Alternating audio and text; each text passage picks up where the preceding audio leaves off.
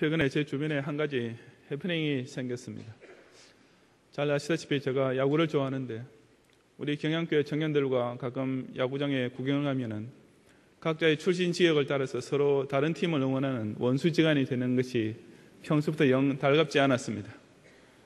그래서 작년 시즌이 끝났을 때 저는 이제 2012년 시즌부터는 경양의 모든 야구 팬들은 강서성전과 가장 가까운 목동구장에 연고지를 두고 있는 히어로즈 팀의 깃발 아래 하나로 뭉치자는 운동을 전개하기 시작했습니다.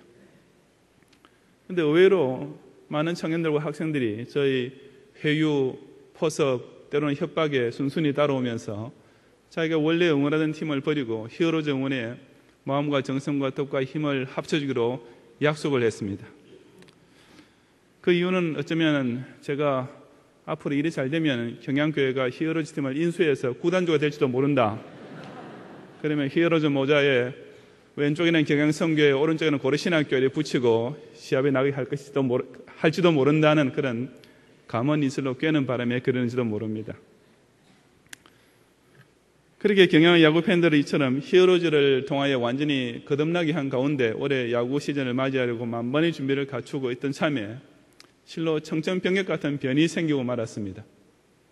그 히어로즈 팀에 제가 전 세계 수많은 야구 선수들 가운데 절대로 같은 팀에 소속되고 싶지 않은 딱 한 명의 선수가 김비엽 히어시라는 무슨 선수가 갑자기 영입되었던 것입니다. 저와 행보를 같이 하려고 결심을 하고 있던 석기신 목사와 저는 이 여기지 못한 충격적인 재앙을 맞이하여서 정말 어떻게 할 줄을 모르고 끝없는 갈등과 고민 속에 빠져들고 말았습니다.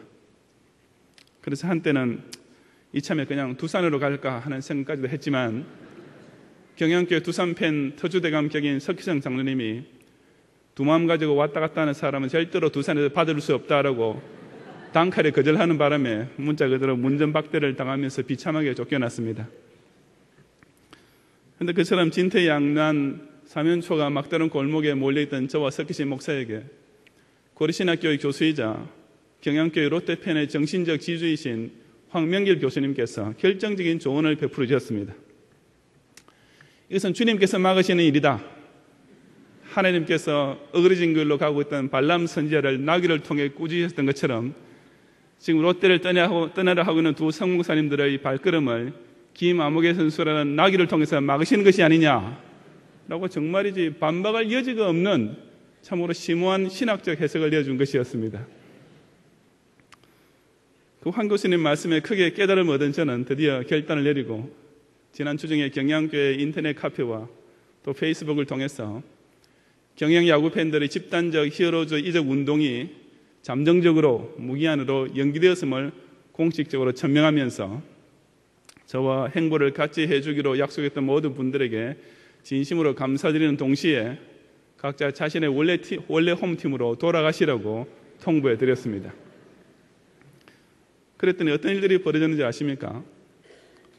바로 한 주일 전까지만 해도 저는 당회장 목사님께서 가시는 길이라면 어디까지도 함께 가겠습니다 하고 충성서약을 외치던 그 모든 청년들과 학생들이 마치 알턴 이를 뽑았다는 듯이 그동안 어쩔 수 없이 당하고 있던 억압과 핍박으로부터 해방을 받았다는 듯이 너도 나도 희희낙낙이었습니다.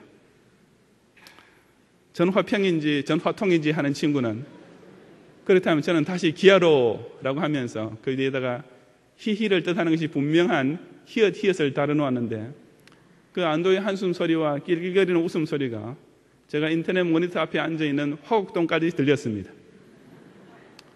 열렬한 두산팬으로 청앙콤이라는 별명을 가지고 있으면서도 또 저희 히어로즈 응원을 위한 총무로서 지사충성하겠다고 맹세했던 어느 여자 청년은 저도 고이 접어두었던 베어스 유니폼을 다시 꺼냈습니다요. V4 베어스 함께해요 라고 하루아침에 안면을 싹 바꾸고서는 같이 두산을 응원한 박모, 윤모, 성모 목사님께 주파를 던지는 댓글을 올리는 것이었습니다.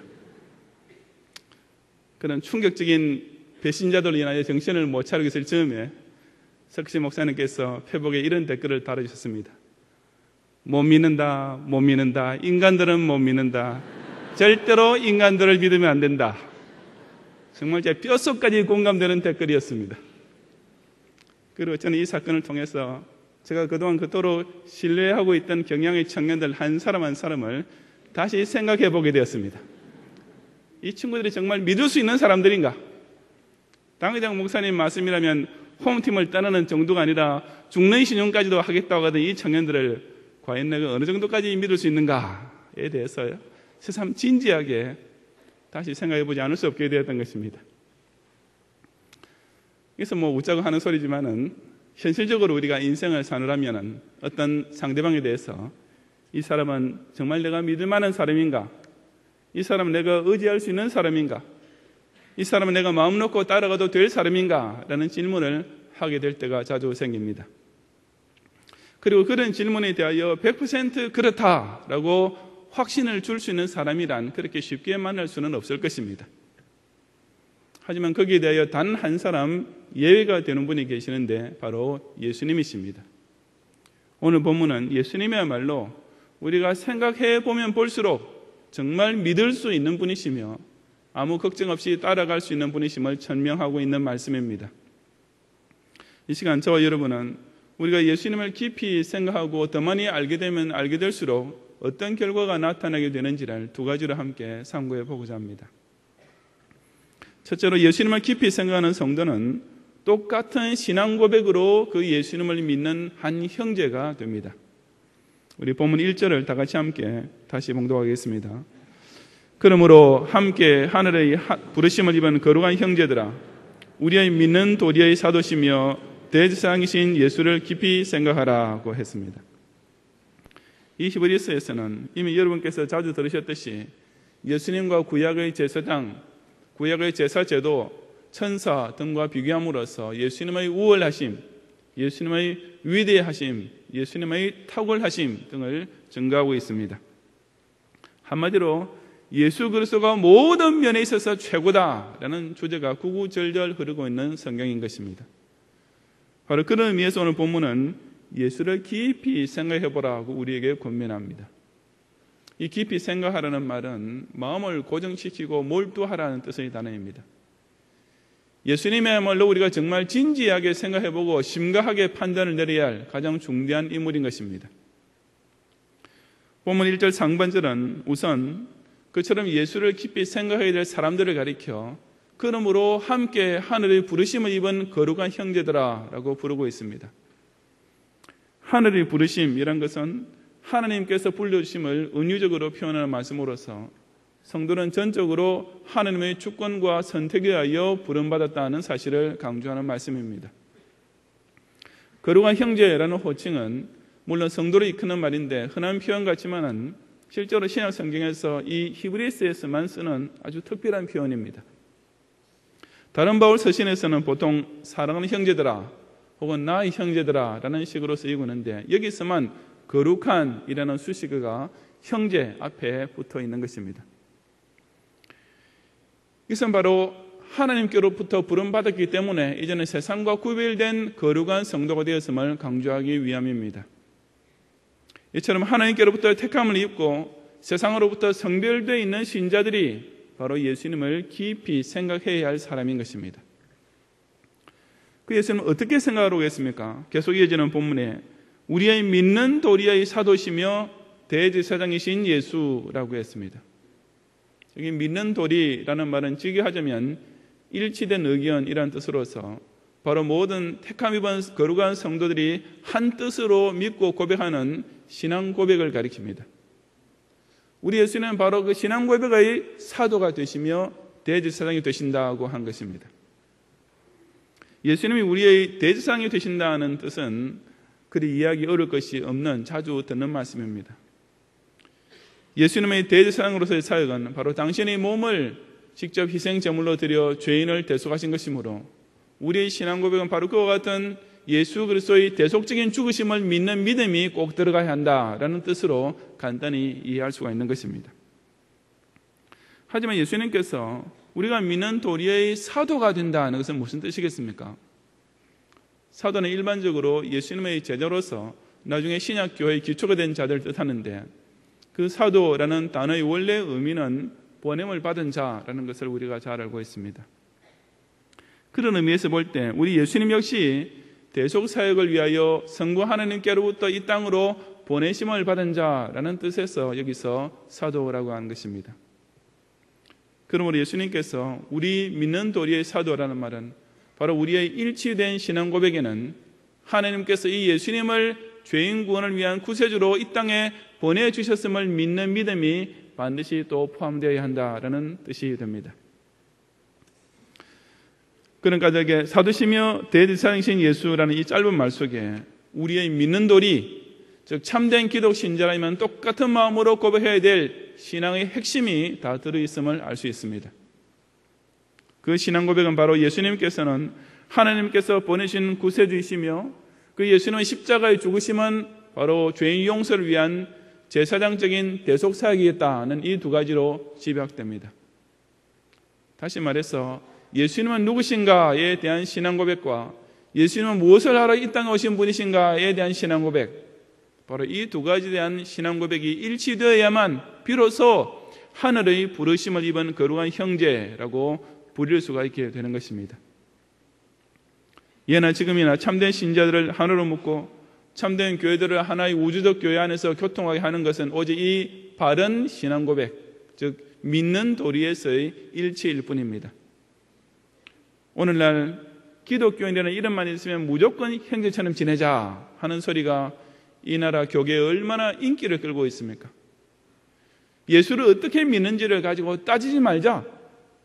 교리는 다르면 어떠냐? 그저 예수 믿는다는 말만 같으면 되지 않느냐는 논리를 펴고 있습니다. 교회라는 이름만 있으면 뭐 교파나 전통이나 교리 이런 거 따지지 말고 무조건 합시다라는 소리가 이 대한민국 기독교계 안에 얼마나 거세게 몰아치고 있습니까? 어떤 신앙 고백을 가진 교회인가 이것을 따지려고 하면은 그런 것을 따지는 자체가 이미 독선주의고 바리새인적이라고 사방팔방에서 비난을 퍼붓고 있는 분위기인 것입니다. 하지만 그것은 절대로 옳지 않습니다. 그 믿는 도리가 무엇이냐 하는 것이야말로 그 교인이 정말 하늘의 부르심 입은 거룩한 형제들, 진정 하나님께서 선택하셔서 이 불신 세상과 구별되어 있는 진짜 신자냐 아니냐를 판가름하는 결정적인 시금석이기 때문입니다. 그리고 그 믿는 도리, 즉 신앙 고백의 핵심은 과연 예수 그리스도를 하나님께서 보내신 구세주로 우리 죄를 위해 대신 죽으신 제사장으로 믿느냐 안 믿느냐는 여기에 있는 것입니다. 오늘날 금송아지 종교 혼합주의 사상이 노도와 같이 밀어닥치고 있는 이때에 오직 예수님을 깊이 생각함으로써 그 예수 그리스도에 대한 신앙을 더욱 뚜렷하게 고백하고 그 믿는 도리를 조금도 변함없이 끝까지 지키는 거룩한 형제들이 되시기를 바랍니다. 둘째로 예수를 생각하고 바로 깨달은 성도는 반드시 교회 중심으로 그 예수님을 같이 따르는 교인이 됩니다. 2절 이하 6절에 기록된 말씀인데 다 같이 함께 봉독하겠습니다. 저가 자기를 세우신 이에게 충성하시기를 모세가 하나님의 온 집에서 한 것과 같으니 저는 모세보다 더욱 영광을 받을 만한 것이 마치 집 지은 자가 그 집보다 더욱 존귀함 같으니라.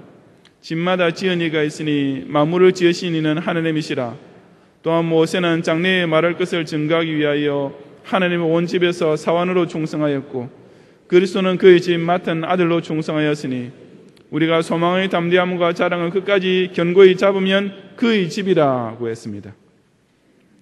히브리서에서 반복되는 논조 중에 하나는 예수 그리스도를 구약의 제도나 인물들과 비교해보므로 예수님의 우월성을 증거하는 것이라고 했습니다. 여기서도 히브리서 기자는 예수 그리스도께서 당신의 교회를 세우시고 돌보심에 있어서 모세보다 월등히 우월하신 분이심을 증가하면서 6절 상반절에서 그리스도는 그의 집 맡은 아들로 충성하였다라고 했습니다.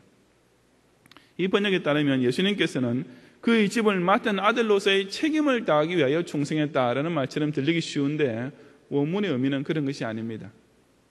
이 말의 본래 뜻은 그리스도는 하나님의 아들이심에도 불구하고 그의 집을 맡아 충성하였다라는 의미입니다. 우선 이 절에서 자기를 세우시니 라고 번역된 말은 자기를 일으켜 주시니 라는 뜻이 아니고 자기를 임명해 주시니 라는 뜻입니다. 즉 예수님을 우리 믿는 신자들의 사도와 대제사장으로 삼아주신 분, 곧 성부 하나님을 가리킵니다. 예수님께서는 그 성부의 뜻을 쫓아 죄인의 사도와 대제사장으로서의 사역에 충성하시기를 모세가 하나님의 온 집에서 한 것과 같아라고 했습니다. 여기서 하나님의 집이란 성막이라는 장소를 가리키는 것이 아니고 이스라엘이라는 공동체를 가리키는 말로서 신약에서는 바로 교회라는 신앙 공동체에 해당됩니다. 모세는 하나님의 종이니까 그 하나님의 집, 저 하나님의 백성 이스라엘을 위하여 충성하는 것이 지극히 당연할 뿐이었습니다. 하지만 예수님은 하나님의 아들이시므로 당연히 그 하나님의 집을 통하여 섬김만 받으셔야 할 위치에 있었습니다. 3절에 집 지은 자가 그 집보다 더욱 존귀함 같으니라고 했듯이 모세는 집을 섬기는 사원에 불과했지만 예수님은 그 집을 지은 자이셨고 그런 까닭에 그 집을 통하여 영광만 받으셔야 할 위치에 계셨던 것입니다. 그처럼 예수님과 모세의 차이란 집주인과 사환, 집의 설립자요 소유주요 종의 차이였음에도 불구하고 예수님께서는 오히려 그 하나님의 집을 세우시기 위하여 당신의 생명을 바치시기까지 충성을 다하셨던 것입니다. 4절에서 집마다 지은 이가 있으니 만물을 지으시는 하나님이시라고 한 것은 예수님은 비단 교회뿐 아니라 만물을 지으신 하나님이시기도 하다는 사실을 일깨워주는 구절입니다. 그리고 5절에서 또한 모세는 장래에 말할 것을 증거하기 위하여 라고 한 말씀은 모세가 가르친 율법은 궁극적으로 장차 예수님께서 말씀하실 복음을 증거한 것임을 가리킵니다. 즉 모세는 예수님을 증거하는 사원에 불과했으며 예수님은 어디까지나 그 모세가 섬기는 주인이셨다는 뜻입니다.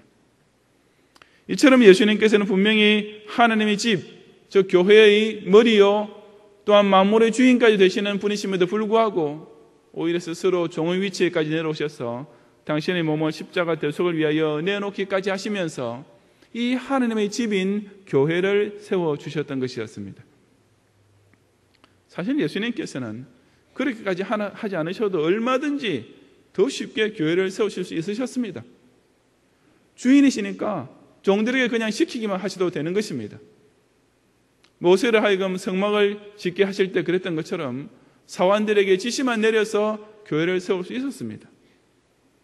12 제자들로 하여금 어떻게 전도하고 어떻게 교회를 세우라고 지시만 내리신 후에 굳이 스스로 십자가 고통을 당하실 필요도 없이 그냥 구약의 속죄제를 신약 교회 안에서도 그대로 드리게 한다든지 아니면 12 제자들을 몽땅 순교의 제물로 삼고 내가 이 제자들의 피를 가지고 다른 모든 사람들의 죄를 대신 속해준다 라고 한마디 선언만 해도 간단히 끝날 일이 아니었겠습니까?